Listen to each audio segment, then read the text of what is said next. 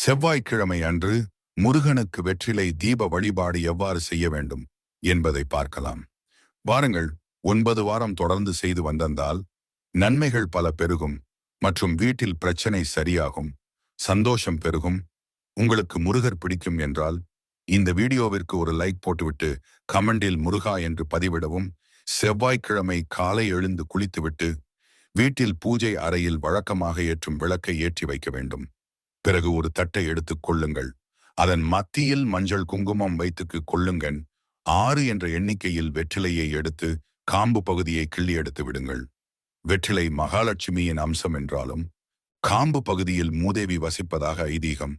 6 வெற்றிலைகளிலும் நடு நுனி மேல் பகுதியில் மஞ்சள் குங்குமத்தை வைத்துக் கொள்ளவும். வெற்றிலைகளை விசிறி போல பரப்பி வையுங்கள். 6 வெற்றிலைகளின் நுனிப்பகுதியை வெளிப்புறமாக இருப்பது போலவும் அடிப்பகுதி உட்புறமாக இருப்பது போலவும் அந்த 6 வெற்றிலைகளிலும் பூ வைத்து நடுவில் ஒரு அகல் விளக்கினை ஏற்றி வைக்கவும்.